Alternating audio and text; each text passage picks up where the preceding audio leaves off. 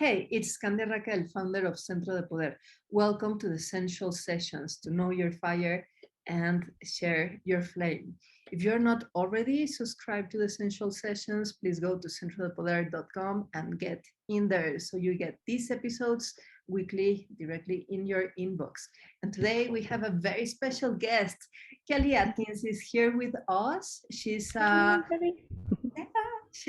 ceremonialist, she's an ecstatic dance leader, she's a DJ and an amazing woman being person. And she will share with us about her journey on sensuality along her lifetime and the gifts of menopause that brings as a fuller experience in the body, in the being. Welcome, Kelly. Thank you. Thank you so much for inviting me to be here. I'm really honored and excited to share with you. Yeah, we're very happy here. So how did you become like more aware of your sensuality? When was a moment in your life where you said like, okay, this is something that is going on in me beyond being in the frame of being a woman? Yeah. I can say like when I was very young, about 6 years old, I loved flowers. I was a very girly girl. I love nature. We had lived on a farm and we had sheep, and I would go out and make them salads by all the flowers and grass and whatever I could find, and I'd bring it to them and give them salad. And then I would pick flowers and put them on my neighbor's doorstep and ring the doorbell and run. And I like to do things that brought beauty. I really liked smiles and feeling good in my body by helping others feel good. So that was very young. And then as I got older, I think it was more challenging for me to fit the what I was perceiving I needed to be to exchange that same connection. And I didn't know anything about sensuality. I didn't have any knowing of that. So I moved through my early teen years into eating disorders of bulimia. And I think that level of not liking my body and of creating pain in my body, when I got into my 20s and I started listening to music and dancing, I started to feel that my body could feel good. And that was it was a healing journey for many years. It's still something I navigate, of always feeling like, how can I feel a little bit better in this situation? Why is my body tightening here? Why does this hurt? How can I, what's this about? Like learning and discovering that my body, I'm working with my body. There's a relationship there. Yeah. So that's been a lifelong journey, but. That's so interesting. And how can you share with us a little bit more about your eating disorder? I think that could be very helpful because it has to do with the self-image. Yeah. Then you introduced like how you looked your body like from the outside, but then you introduced the experience of your body through dancing. So that's very interesting to me, like how you see yourself and how you feel yourself. Exactly. Yeah, it's completely different experiences for me. And it's such a beautiful tool to switch my brain that can still have, sometimes I can go into those grooves where I'm into perceiving or judging, and I'll recognize if I'm not feeling good. And so when I go back into movement, I've done it now for so long that it's the best pill ever to go into sensation. And it allows my nervous system to relax. It allows me to remind myself that I'm okay, to let my body feel a moment to pause. I think also, like for an eating disorder for me, even prior to the eating disorder, there was a difficulty with emotions, a difficulty with feeling emotions and not understanding them, feeling a lot of energy sometimes, and needing a release, like feeling like, but not knowing how to manage it. Like that was teen years, and then it turned into bulimia and eating disorder. And then that, luckily, I found my way into a dance class, just arriving one day into a class and seeing all these different beautiful bodies. It was a class that celebrated different bodies. So it was intentionally a supportive, joyful, loving space. that I had never been an experience like that before. And it was scary and it was delicious and it was beautiful and it planted the seed for me to follow that. And it's been 30 years. I've been doing this for so long, following that track of, the body and sensation. That seed is blooming today again. We are in spring as we record this episode. That's beautiful and so important. Go into sensations right away. Like whatever you're thinking, seeing yourself, like come to your sensations. Yeah. And how did you experience sensuality, like, for example, with motherhood?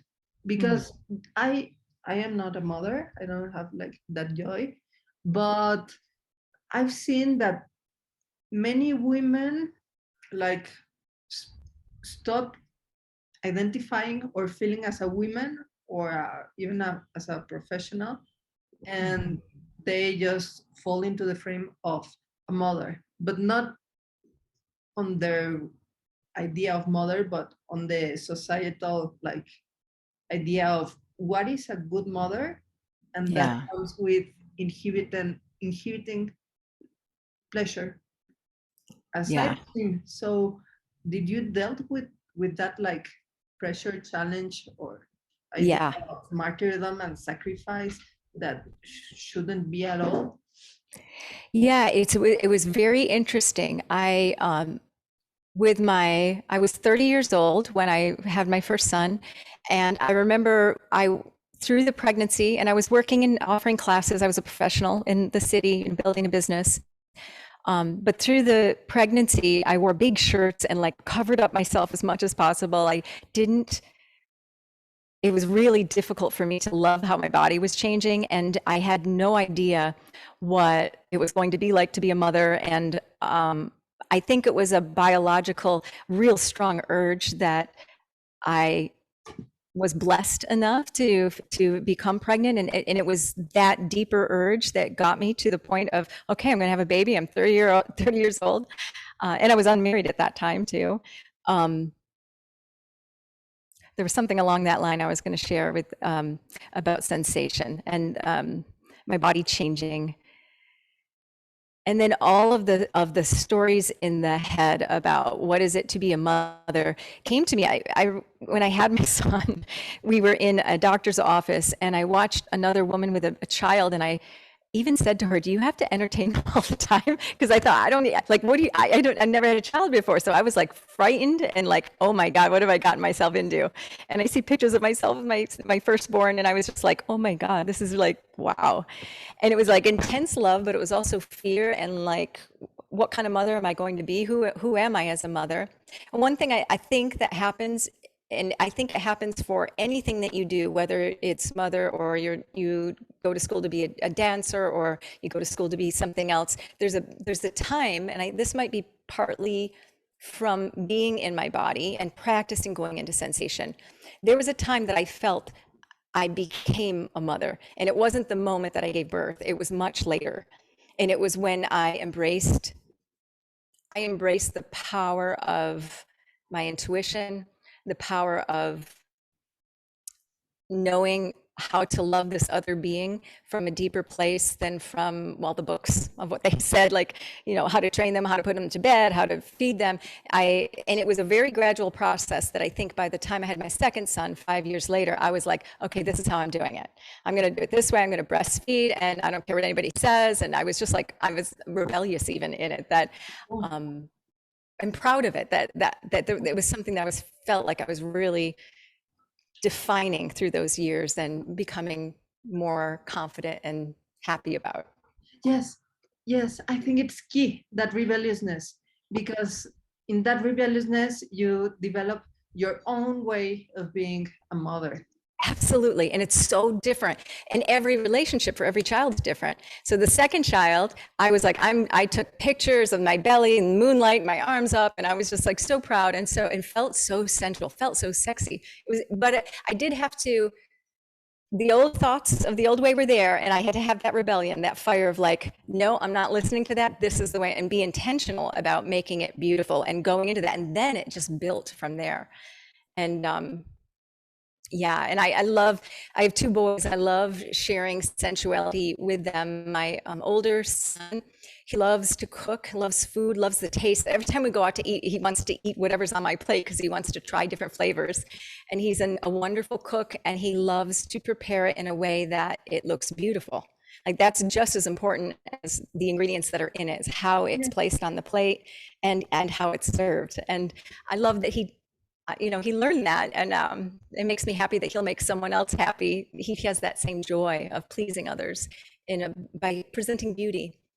And then Yeah. my younger son, he breastfed till he was 5, and we co-slept.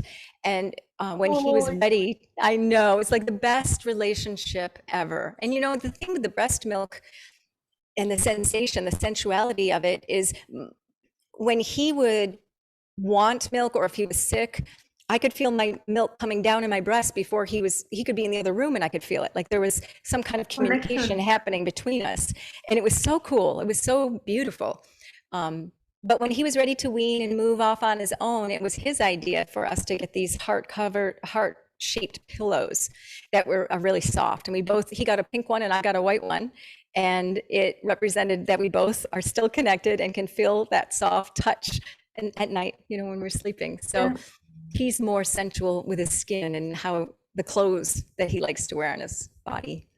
That's marvelous, and it makes me think about creativity and the freedom to connect with the beauty that is within your ability to create, and how wonderful it is for your kids to have a mother that it's very centered in herself and her sensuality, because they they don't have to deal with the family blockages. They had Yeah. the support for their own natural unfolding of enjoying their senses. Like your older child, kid, teenager, that Yep. does he still cooks and Yes. yes. Yes. Yeah. And I think that I agree with you. Like those family lines and stories, even with my eating disorder, when my older son was younger, he went through a phase where he had problems with his body, feeling good in his body. And I knew it was like just the story, even though I never talked to him about my past, somehow it gets transferred down. But luckily, I think with what I practice with my body, and I encouraged him at a young age to start moving and exercising. I actually really took on a masculine role as a single parent with him and, said, come on, we're going walking. And I just put everything else out of, it wasn't important. He was the most thing important to me as he was struggling. And every day we'd go out and walk, and then I got him jogging and I got him moving. And so now he's so grounded in his body. He uses movement as a way to help bring him peace. So if he's having a stressful day, he's like, I got to go to the gym. I got to move my body. And he knows that it's a really good tool. And he's also really open with his emotions and talks about them with me, which I feel really grateful for and amazed by. That's wonderful that he can recognize his emotion and express them. Yes. Yeah, Yeah. wonderful. And how was it to your experience with sensuality being raising two kids, Yeah. two boys? Yeah. Well, I think I've learned that sensuality for me comes in a lot of different ways outside of relationship. Like that's not the most important place for me to seek it. I just have too much on my plate. And so I paint and do art. And when I paint, I get a really beautiful sensual feeling.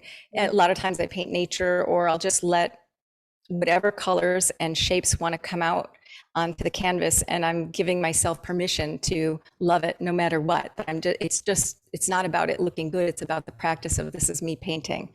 This is what I'm doing. I'm feeling, smelling the paint, looking at the colors, breathing as I move the paintbrush. So to me, that's very sensual.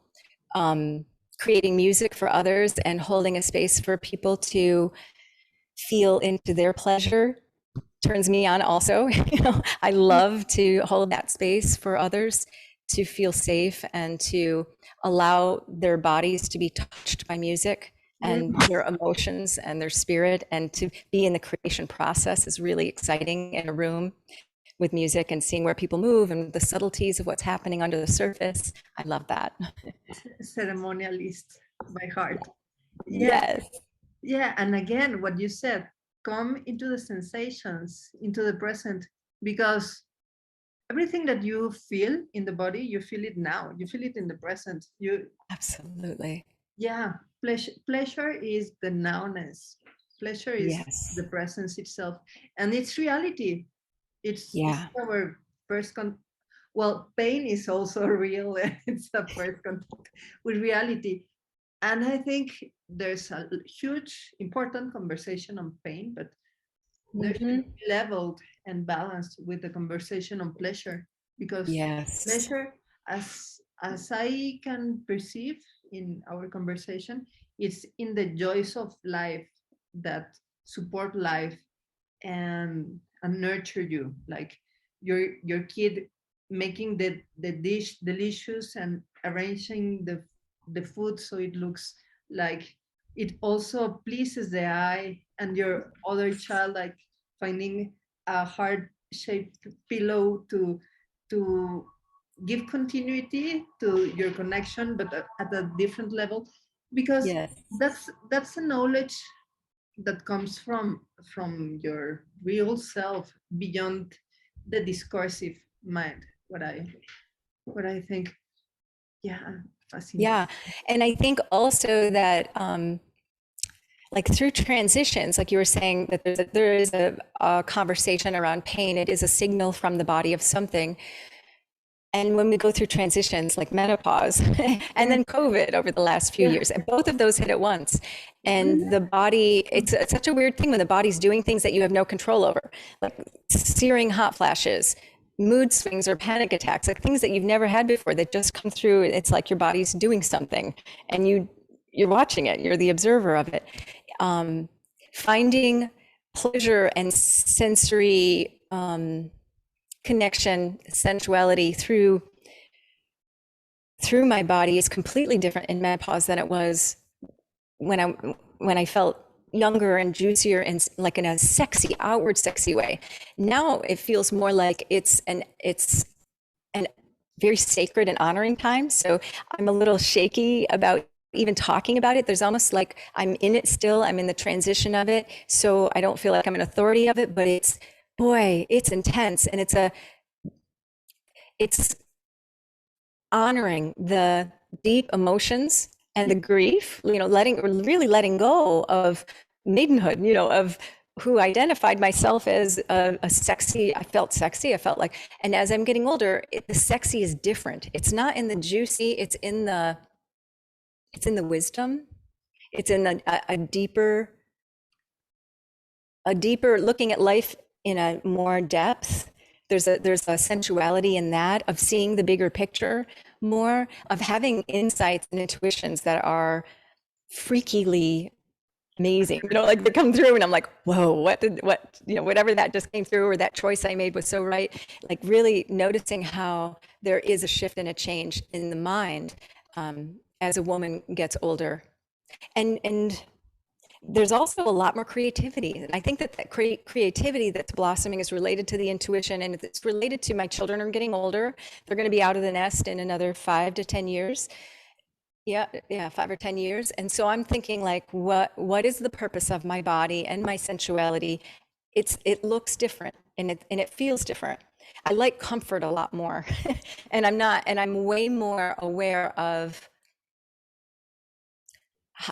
the difference of pleasure and pain. Like when something feels good and now it feels really good. Like how can I make it feel even better? And Yeah, and it's really more important. It's really important, that how do I? Because I don't want to waste my energy in things that are painful or that just don't feel right. I or want to. superficial pleasures. Yes, exactly. Thank you. Yeah, Yeah. yeah. What I perceive in your discourse is a refined sensitivity, like a mastery of the senses and the mastery of pleasure that can only come through knowing yourself, Yes. through experiencing yourself.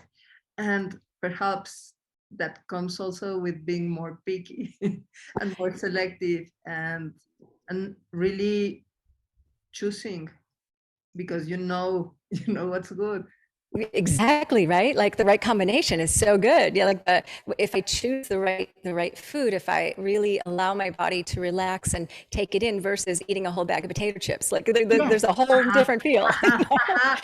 So, and I, you know, I can go either way. You know, everybody has the moments of potato chips, probably. You know, I think it's human. But the more I can catch myself and go into, wait a minute, what I really want is, Really you know, want. a big drink of water with some lemon. That's really what I, you know, like just going deeper. What is it I really want? It can be something simple, but just defining what it is.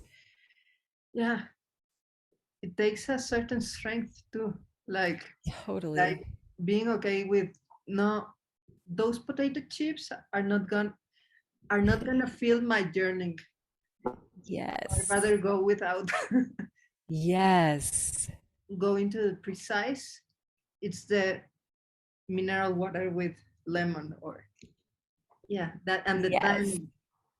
Yeah, the gifts, this on sensuality from menopause, Yeah. and from knowing yourself. Yes. And you know, an unexpected gain also is I feel like I have a deeper intimacy with what I call God or what consciousness is to me. And it's a constant refinement. It's another relationship, but it's something that I've gotten closer with because going through menopause, I'm like, I went into it saying I'm going all the way. So I know I'm going through the change now. So okay, who am I becoming? Just let me feel it all. I'm not going to avoid it. I'm going to go into it. And it's almost like going through adolescence, but 100 times harder. That's for how I experienced it, with challenges and emotions and feeling unsure and feeling almost like everything changed. I felt like how I am in my body has changed. Not just that it's like suddenly aged, but it's almost like it feels like a new body. Feels and it's like a new thing for me to discover who I am as a being in my senses. Like it's like being brand new. So I don't know if that made any sense. Yes, of course. And I want you to tell us a little bit more about how you feel your body change. How is your Yeah, skin? How is your perception of touch? yeah. You know, it's funny. I can say I think my perception of touch is stronger and more sensitive. And so like I want to wear soft things. I don't care what it looks like on the outside. I want to feel really good in it. Yes.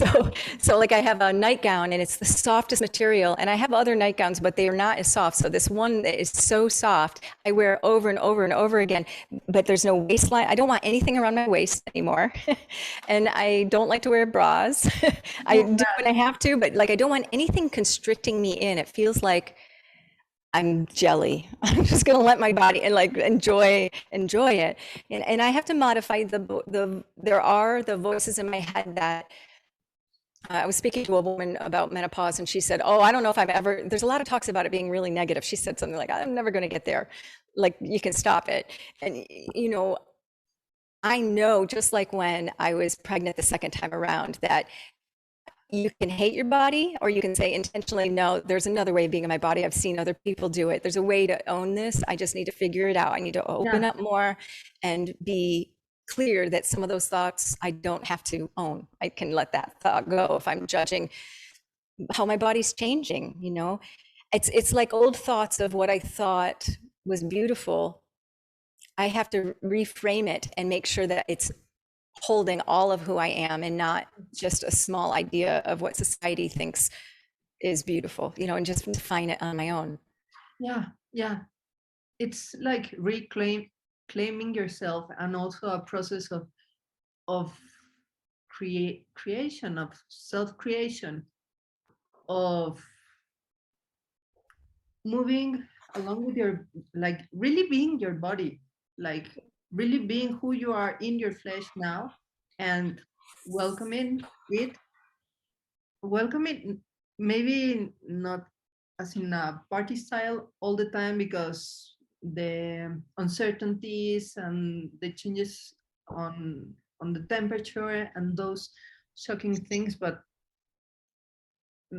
I, in the way that I see you, there can be pleasure in that, in those changes, because I feel that there's something to pleasure that is the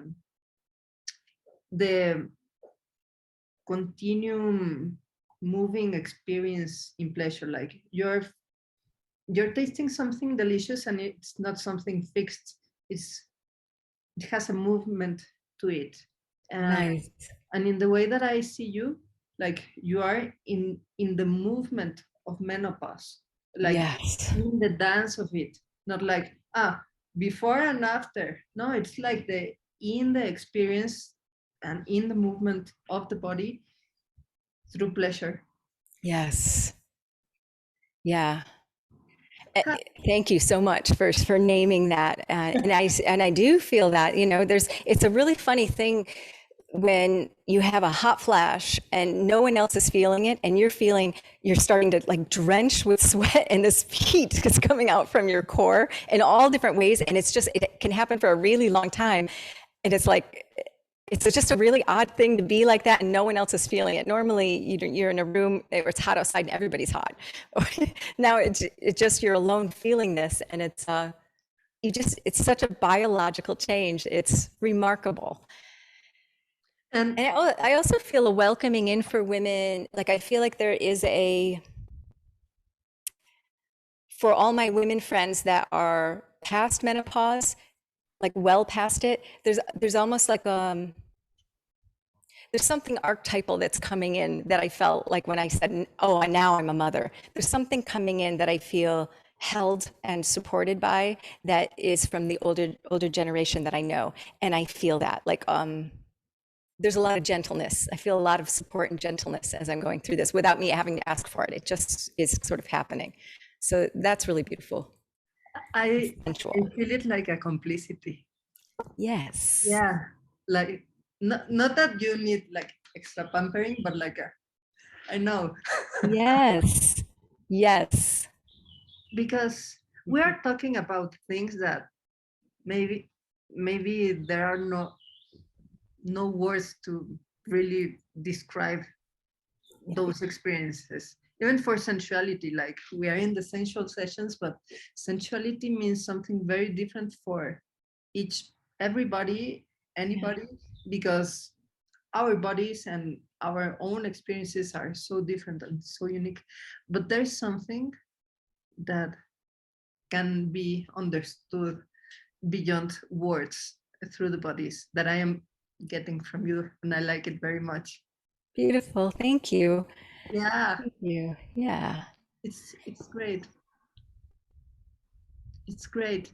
Can you tell us more about the your experience of time and velocity?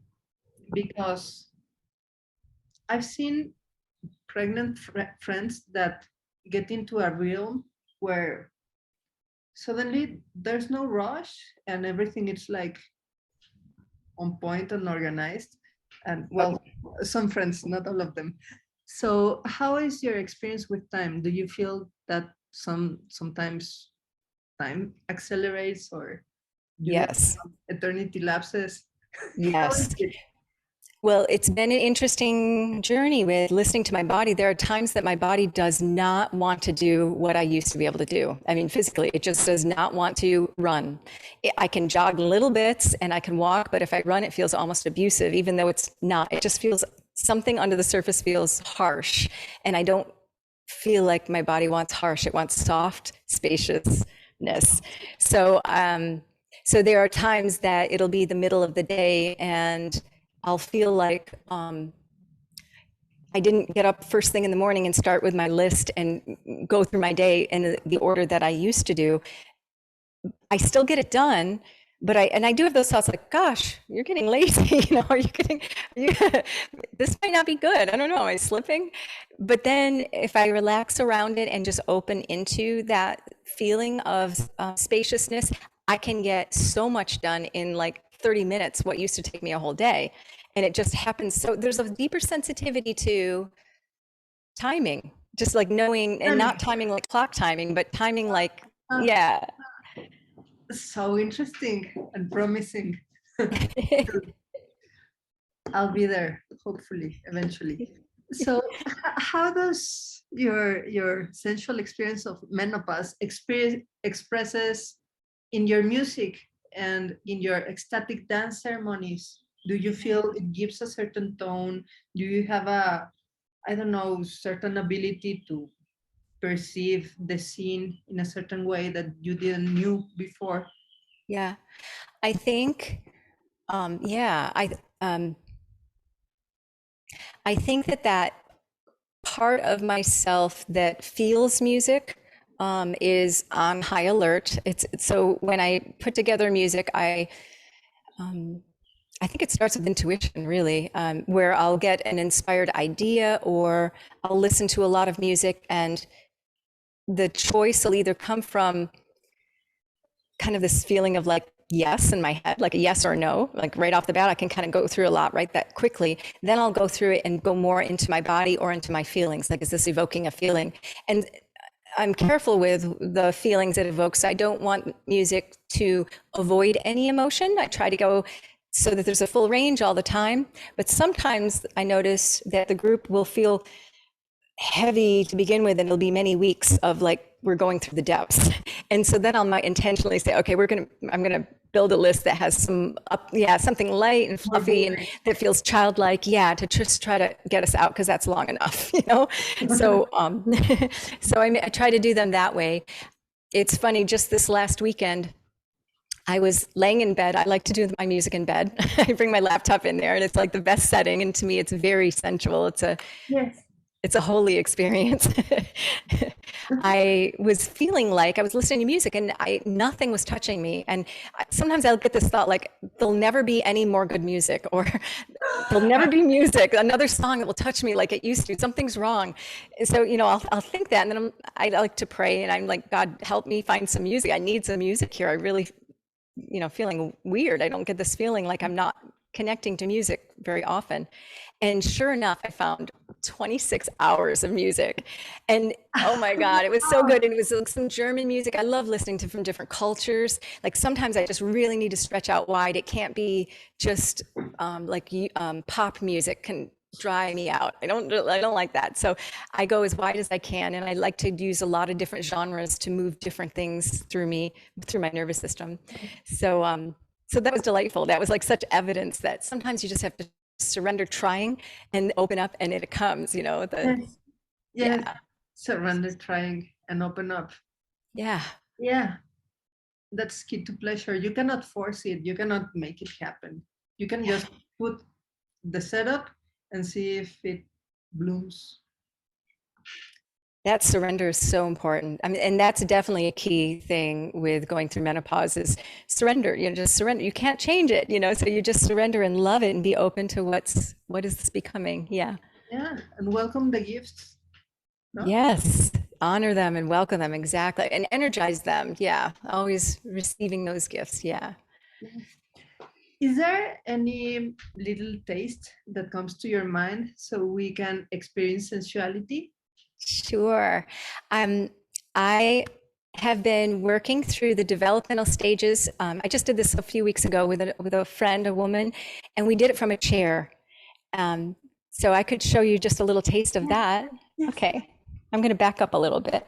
Wonderful. Let's see.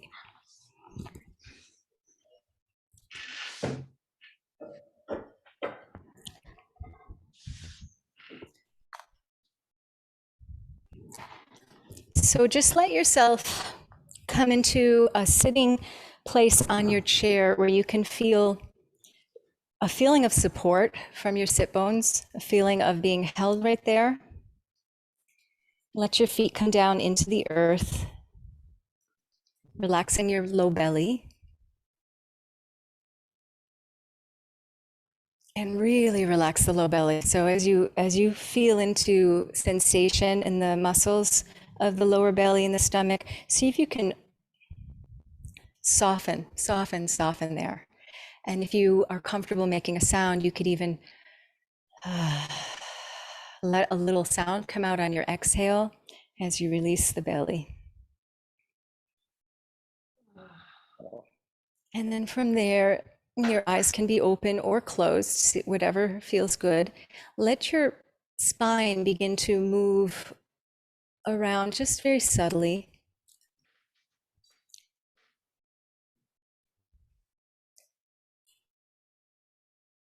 And we're just going to let the sit bones move a little. So you might lift up a sit bone and lower it, and you might add in some releasing into gravity movements. So letting the head come down and then come back up. So this natural pulsation of movement from the spine, the extension or rotation, it's what we do when we are embryos. And all we know at that stage is sensation of feeling the watery kind of movements from tail to crown. And I like, this is a midlife thing too. So playfulness is sensuous to me more so than it used to be. So if you let yourself get a little crazy, a little weird on the chair, you feel the sensation of the legs as they slide, and even the feet can push a little bit, and you can fall and catch yourself.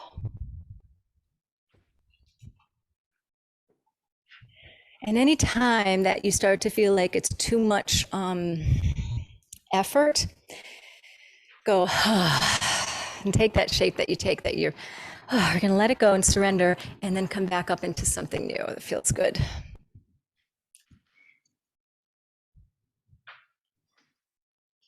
Really good to let the mouth open and the tongue as well. And, you know, letting the tongue move in the mouth. So you're feeling around into spaces inside and allowing that awareness to lead you from one movement into the next.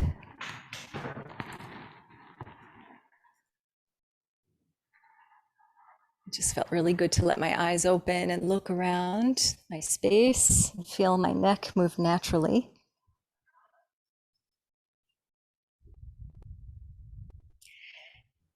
And a lot of this can be really subtle. The chewing movements in the belly, or allowing the head to rest in a different position in gravity, very subtle releases.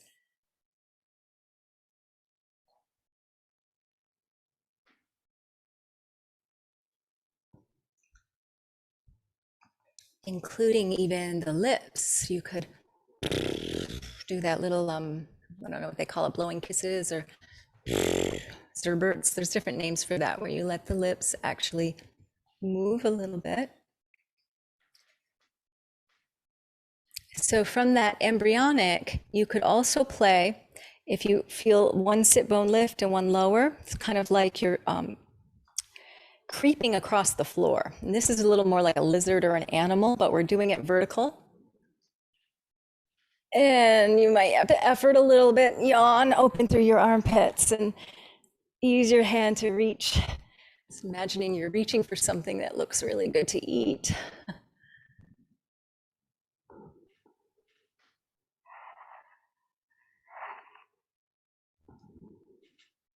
And from there, we go more into like a crawling stage. So you could let the hands go more in front of you, and you could just play here a little bit with, and literally play with, letting one knee float, one hand come down.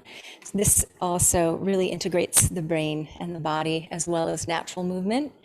Starting to get the shoulders and the hips a little more integrated. Everybody's different with these. So some people really love embryonic. I'm an embryonic lover. Some people are like, they really like, they get this. They can get momentum and rhythm in their hips and movement. Everybody's different. And then if you come to the front of your seat, let the feet come back down. Lean your body weight forward, or look up with your eyes. And as you look up, go up. Feel that nice long stretch in your spine. And then let your body come back down. Wiggle a little bit. And just let yourself rest.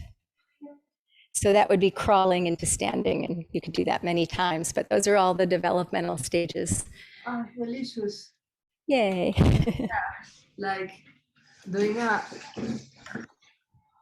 review of the lifeline and coming to this now, like unobstructed. Yeah, Beautiful. sensual existence. Yeah. I like You it. know, I think it is just really taking life in fully, like letting it all come in Yes, yes, and releasing where you need to release to let go. So you make room to just keep letting it flow through. yeah, yeah. Life force, Yeah. naturalness. It comes with. It is pleasure. It is a pleasure to be alive. Yes. Yes. We're super lucky. Yeah. Yeah. Yeah. And some, like, I do have to remind myself of that. Like, I live from it, but I remind myself of it too. So Yeah. when I'm in those moments that are really good and juicy, and when I'm in a dance and I'm just in awe of just the music and the movement and the creation, I usually have moments where, like, let this in. I mean, I don't, and that might not even be my voice. I don't know whose voice it is, but it's like, let it in, you know, like let my body take it all in. Yes. Yes. And keep it present. It's a Hmm. present. Yes. Yes. Thank you so much, Kelly. Thank This you. has been like a juicy and exquisitely refined sensual session. Beautiful. Yeah, Thank very you so fun. much. Yeah, and meaningful because our conversation brings light into a subject that is much talk, but not from the perspective of pleasure and it's a waste. Because Yes. as we have seen, menopause brings gifts Yes. and we are wise to welcome them. Those gifts of pleasure. Yes. So, Thank you. how can we know more about you and your work? Do you have a Mhm. website or? I do. It's www.ecstaticdanceglobal.org. And we're having a retreat coming up in April that's on site, and it's for contact improv and dance. We'll have it 5 days. We have Nice. lots of people starting to sign up. It feels really exciting and Yeah, yummy. You know, just finally, after years yes, of social distance, on set. Wow. yes. And we have dances online also. That so we dance with people from all over the place 4 times a week, and the links are all there on the website as well as 4 times contact a week. information. Wonderful. Yeah, go dance ecstatically with Kelly. Learn from Woo, her. Yeah, sounds good. thank you so much, Kelly. Thank you, Candia. And thank you, Sensualist, for being here.